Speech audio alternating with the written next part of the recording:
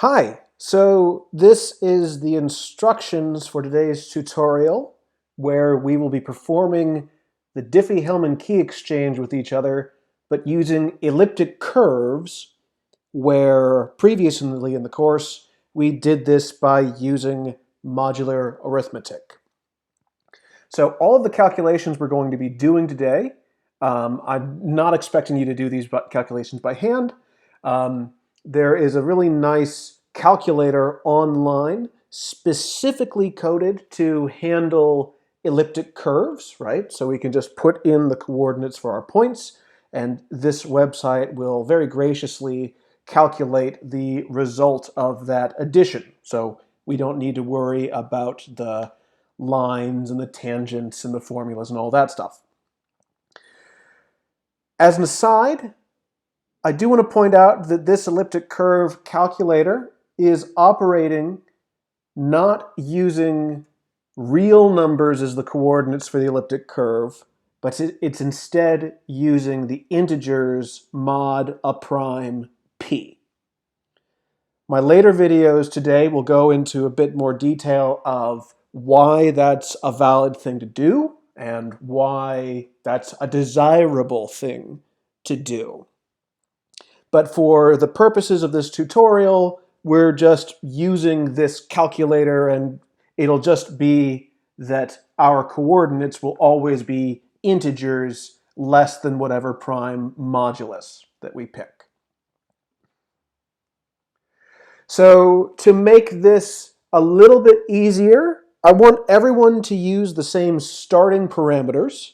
This will also make it so that any two people in this course can cooperate and do a key exchange because everybody will have the same parameters. So we need to specify a couple different things. One of them is the prime number p that we're going to use for the coordinates. And I picked something large and memorable so that most numbers that you'll want will be able to fit into this coordinate system without worrying about wraparound. So the prime that we're going to use is 7 8s followed by 8 7s. Like, that's really a prime number. I thought that was kind of a cool thing, kind of a fun one, and it gives us a lot of digits to work with. So in the elliptic curve calculator, we'll just put that right here. 1, 2, 8's first. 1, 2, 3, 4, 5, 6, 7. 1, 2, 3, 4, 5, 6, 7, 8. That is our prime. Now, up at the top, we have our familiar formula for the elliptic curve. Y squared equals x cubed plus ax plus b. That is the standard Weierstrass form that we've been using. And we only need to specify one of these numbers. So I want us to put in a equals 101. And one of the very nice things about this curve calculator, right down here, the b parameter is going to be filled in for us. So we get to specify a point, and the calculator will choose the correct constant term here, so the point that we want is on this elliptic curve.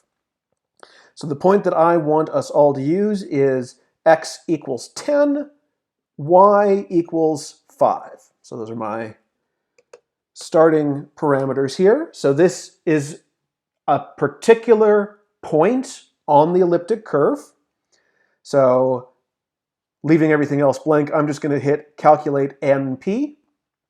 So it reloads the page, and it tells me that in order for the point x equals 10, y equals 5 to satisfy this curve equation, a is going to be 101, and b is going to be this very large number. And you can read that off for yourself. Hopefully you'll get the same one when you're using this calculator. But now we have both the numbers we need for our elliptic curve formula, and we have a point that the calculator says is on that curve. Great. So that is the initialization. Step 2, because we're doing the Diffie-Hellman key exchange, you need to pick a secret that you are not going to share with any other person. And in the elliptic curve version of this key exchange, that's going to be a multiplier. So lowercase n is going to be an integer that you decide on. And I need you to write it down for a later step.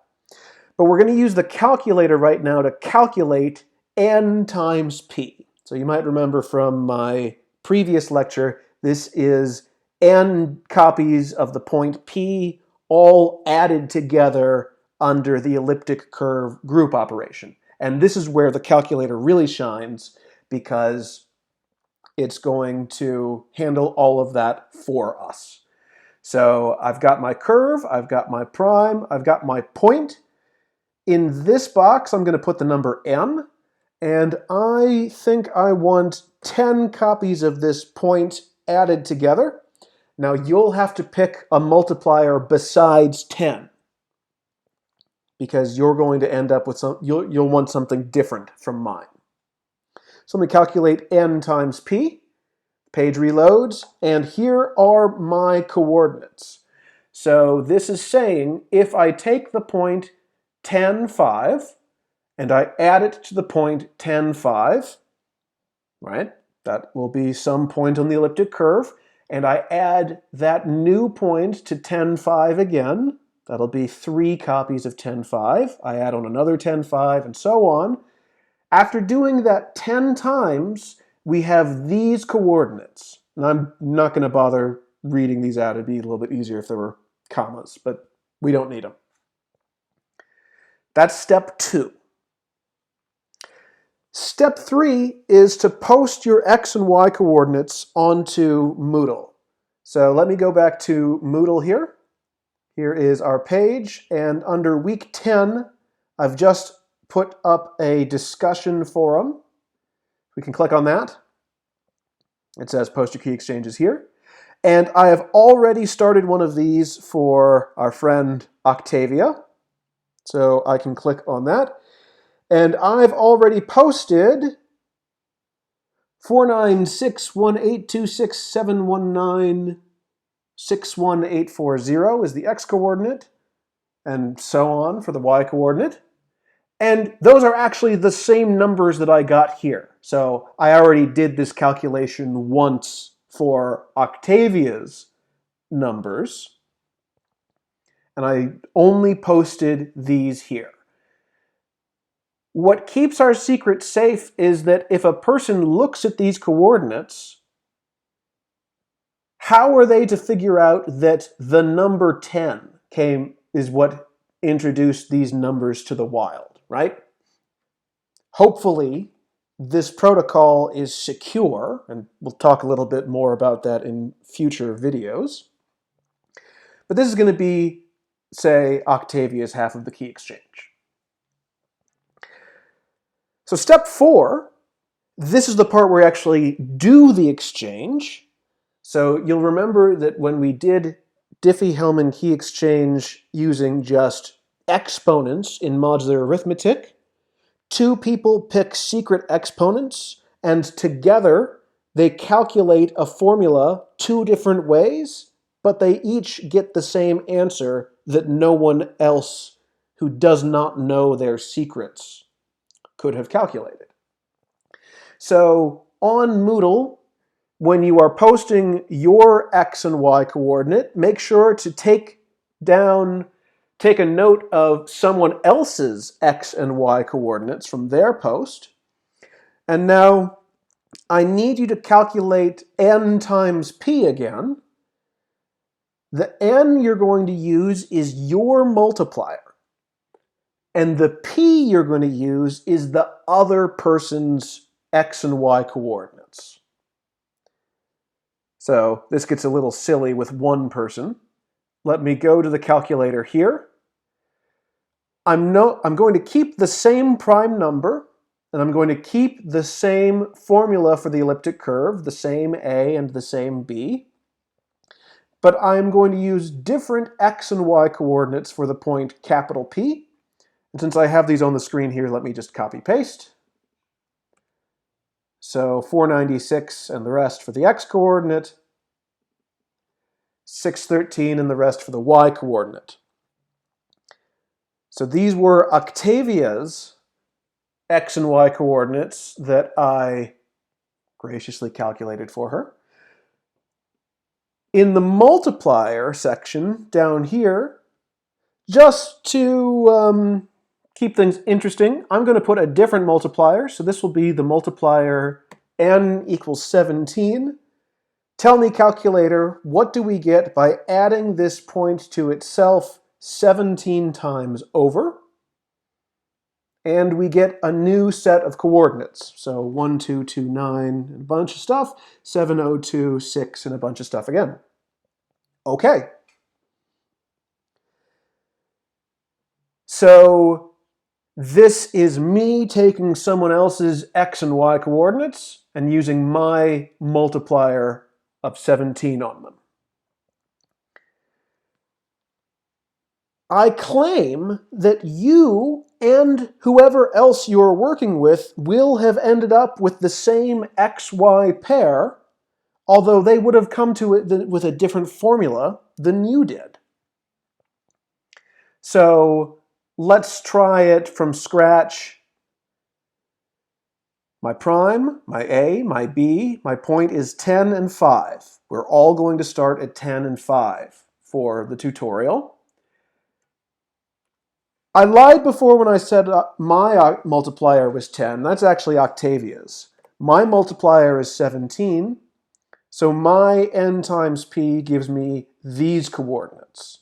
Let me go ahead and post my coordinates here. So in my reply, I'll say, here are my coordinates. X equals stuff, y equals stuff. And what were those? X is 512, and y is 1687. These numbers are so large that it's not really practical to, read them out loud with their English names. So I'll just post those here. And let's see if I copy these, right? If I were Octavia, I would take these x and y coordinates that Thomas has posted to Moodle. Octavia's multiplier is 10, and when we calculate 10 copies of this point, we get 1229 and stuff, 7026 and stuff. That is exactly what we got from taking 17 copies of Octavia's point. So both me and Octavia, working a little bit split-brained here for the purposes of the instruction, we get the same x and y coordinates at the finish. So step 5 for the tutorial is to confirm with your partner that you have calculated the same x and y coordinates. So you can email each other, but please do post on the forum, yes, we do have the same coordinates, or no, we don't have the same coordinates, so that I can try to figure out if something went wrong. I hope you have fun with that. I'm putting up the instructions early, so these will be up first, and then I'll talk a little bit more about the theory in my next videos. See you in a bit.